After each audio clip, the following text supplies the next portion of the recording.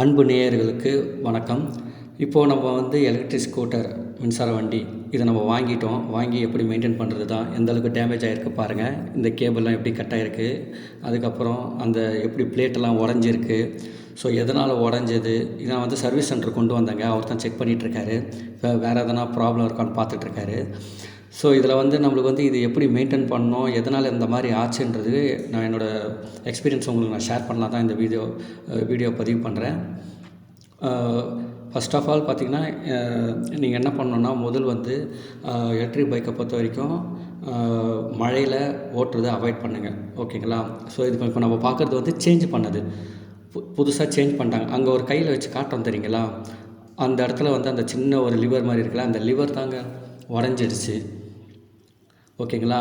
அது உடஞ்சிடுச்சு. அதுக்கப்புறம் இந்த ராடே ஃபுல்லாக மாற்றணும்னு சொல்லிட்டாங்க. அதுக்கப்புறம் இது புதுசாக மாற்றினதுனால அந்த லிவர் இருக்குது. பழசில் உடஞ்சதில் அது இருக்காது.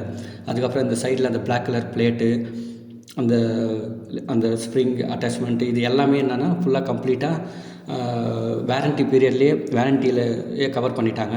ஏன்னா நான் இது ஃபஸ்ட் ஆஃப் ஆல் நான் போய் கேட்கும்போது என்ன சொல்லிட்டாங்கன்னா, 2500 ஆகும் அப்படின்னு சொன்னாங்க. நான் February மந்த்து தான் வாங்கினேங்க. 10 மந்த்து தான் ஆயிருக்கு. ஸோ வாரண்டிலேயே எனக்கு கவர் பண்ணி கொடுங்க. அவங்க கொஞ்சம் டிலே ஆகுங்க, ஏன்னா நான் ஃபோட்டோ எடுத்து அங்கே அனுப்புவோம். அவங்க அப்ரூவ் கொடுத்தவொன்னே தான் எங்களால் பண்ண முடியும் அப்படின்னாங்க. சரி, ஓகேங்க, பரவாயில்ல, நான் வெயிட் பண்ணுறேன் அப்படின்னு சொல்லிட்டேன். ஸோ அதுக்கப்புறம் அவங்க ஃபுல்லாக கம்ப்ளீட்டாக மாற்றி கொடுத்துட்டாங்க. ஸோ அதுலேயே கவர் ஆகிடுச்சு. எதுவும் நான் அதுக்காக பே பண்ணலை. வெறும் நான் சர்வீஸ்க்கும் வாட்டர் வாஷ் அவங்களே தான் பண்ணாங்க. வாட்டர் வாஷு அதெல்லாம் ஒரு சில அந்த இண்டிகேட்டர்லாம் நான் போட்டேன். அதனால் அதுக்கு மட்டும்தான் நான் பைசா பே பண்ணுற மாதிரி இருந்தது. ஓகேங்களா? அடுத்தது பார்த்திங்கன்னா, இது ஏன் எதனால் ஆச்சுன்றதுனா, ஃபர்ஸ்ட் ஆஃப் ஆல் நான் ஃபுல் அண்ட் ஃபுல் 1 வீக்கு கொட்டுற மழையில் வண்டியை ஓட்டினேங்க. சரி, என்ன தான் ஆகுதுன்னு ஒரு ட்ரையல் பார்த்துலான்றதுக்காக ஃபுல் அண்ட் தொப்பை கட்டியாக நனைகிற அளவுக்கு வண்டி தொப்பை கட்டியாக நனைஞ்சது. வண்டியும் மழையில் தான் பார்க் பண்ணியிருந்தேன். ஸோ இதெல்லாம் நடக்கும்போது சடனாக பிரேக், அதாவது பிரிட்ஜை விட்டு இறங்கி வரும்போது ஒரு பிரேக் போட்டேன். அப்போது ஏதோ க்ரிப் ஆகி டைட் ஆகிடுச்சு. அதுக்கப்புறத்துலேருந்து ஃப்ரண்ட் பிரேக் எனக்கு ஒர்க்கே ஆகலை, ஃபங்க்ஷனே ஆகலை. அதுக்கப்புறம் நான் அப்படியே கண்டினியூ பண்ணதுனால என்ன ஆச்சுன்னா, போக அதோட இது கொஞ்சம் அதிகமாகிட்டே இருந்தது. வெறும் நான் ரியர் பிரேக்கே யூஸ் பண்ணிகிட்டு இருந்தேன். அதுக்கப்புறம் நடுவில் ஏன் அந்த மாதிரி உடஞ்சிது அப்படின்னா, இந்த ஹீரோ எலக்ட்ரிக் வண்டியை பொறுத்த வரைக்கும் சடன் பிரேக் போடுறதை அவாய்ட் பண்ணுங்கள். ஒரு நாய் என்னை கடிக்கிறதுக்காக கிட்ட வரவோ, நான் அதை கடிக்க வருதுன்னு சொல்கிறதுக்காக நான் சடன் பிரேக் போட்டேன். அது 2 பிரேக்கை நான் அப்ளை பண்ணோன்னே என்ன ஆச்சுன்னா, பட்டுன்னு அந்த இடம்லாம், அந்த பிளேட்லாம் உடைய ஆரம்பிச்சிச்சு. அதுக்கப்புறம் நான் ரொம்ப கஷ்டப்பட்டு தான் நான் வீட்டுக்கு வண்டியை ஓட்டிகிட்டு வந்தேன். அந்த ஒரு சவுண்டு, அந்த எலக்ட்ரிக் வண்டியான்ற ஒரு இது அளவுக்கு வந்துச்சு, அந்த நாய்ஸ் ஏற்பட்டுச்சு. மற்றது பார்த்திங்கன்னா, இதுதான் நீங்கள் இப்போதைக்கு மெயின்டைன் பண்ண வேண்டிய விஷயம். மழையில் மோஸ்ட்லி அவாய்ட் பண்ணுங்கள்.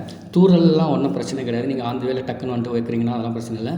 ஆனால் 1 வீக்கு தொடர்ந்து மழையில் வண்டியை ஓட்டிட்டு இருந்த ஒரு ரீசனுக்காக தான் இந்த மாதிரி ஆகிடுச்சு. மோஸ்ட்லி யாரும் அந்த மாதிரிலாம் வண்டி ஓட்ட மாட்டாங்க. ஸோ எந்த வண்டியாக இருந்தாலும் நீங்கள் மழையிலேயே ஊற போட்டு, மழையிலேயே காய வச்சு, மழையிலேயே எல்லாம் பண்ணியிருந்தீங்கன்னா எல்லா வண்டியும் பெட்ரோல் வண்டியாக கூட ப்ராப்ளம் வரும். ஸோ அதனால் இது ஒரு பெரிய விஷயம் கிடையாது. நீங்கள் தூரலில் போட்டிங்கன்னா ஒன்றும் ஆகாது. நார்மல் ரைடுக்கெலாம் ஒன்றும் ஆகாது. அதனால் நீங்கள் பயப்பட வேண்டிய அவசியமும் கிடையாது.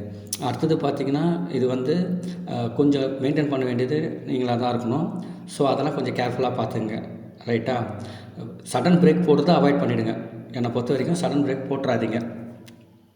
போட்டிங்கன்னா உங்களுக்கு இது ஒரு சிக்னலே நீங்கள் வெயிட் பண்ணுறீங்கன்னா, நீங்கள் சிக்னல் பார்த்தீங்கன்னா கொஞ்சம் இங்கெல்லாம் நம்ம ஸ்டாப் பண்ணுற மாதிரி இருக்கும்னா, நீங்கள் முன்னாடியே கொஞ்சம் ஆக்சிலேட்டர் கொடுக்குறத, ரைஸ் பண்ணுறதை நிறுத்துருங்க.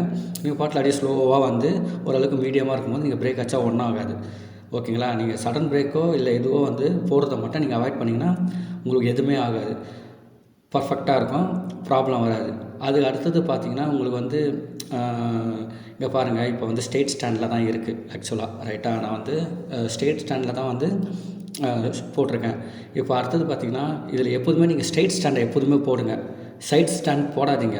இப்போ நம்ம சைட் ஸ்டாண்ட் போடுறதுனால என்ன ஆச்சுன்னா, எனக்கு வண்டி ஒரு இடத்துல விட்டேன். சரி, சைட் ஸ்டாண்டு நம்ம போயிட போகிறோமேன்னு சொல்லி விட்டேன். இது என்ன ஆகுதுன்னா, இது யாராவது லெஃப்ட் ஹேண்ட் சைடு, புரியுதுங்களா, லெஃப்ட் ஹேண்ட் சைடு சும்மா இப்படி சாய்ச்சாங்கன்னா அப்படியே விழுந்துருது. இங்கே பாருங்கள், கண்ணாடி பாருங்கள், கீழெல்லாம் விழுந்து கண்ணாடியெல்லாம் உடஞ்சி, புரியுதுங்களா? ஸோ நீங்கள் பால் மாறாமல் டபுள் ஸ்டாண்டு, ஸ்ட்ரெயிட் ஸ்டாண்டு போட ட்ரை பண்ணுங்கள். சைட் ஸ்டாண்டு போடாதீங்க. ஓகேவா. சைட் ஸ்டாண்ட் வந்து லைட்டாக யாராவது இந்த பக்கம் லைட்டாக கையை வச்சு புஷ் பண்ணாலும் ஒன்றும் இல்லை, பின்னாடி இருக்கிற வண்டி இங்கே பாருங்கள் எப்படி ஸ்க்ராட்ச் ஆகிருக்கு பாருங்கள், எவ்வளோ ஸ்க்ராச்சஸ் பாருங்கள், புரியுதுங்களா. ஒன்றும் இல்லை, ஒருத்தர் வந்து பின்னாடி ஒரு வண்டியை நிறுத்தினார், அவர் நிறுத்தும் போது அவர் ஹேண்டில் பார் லைட்டாக திருப்பினார், இந்த வண்டி அப்படியே சாஞ்சிடுச்சு. ஓகேங்களா. ஸோ தயவுசெய்து அதை அவாய்ட் பண்ணுங்கள், ஃபாலோ பண்ணிங்க. நன்றி, வணக்கம்.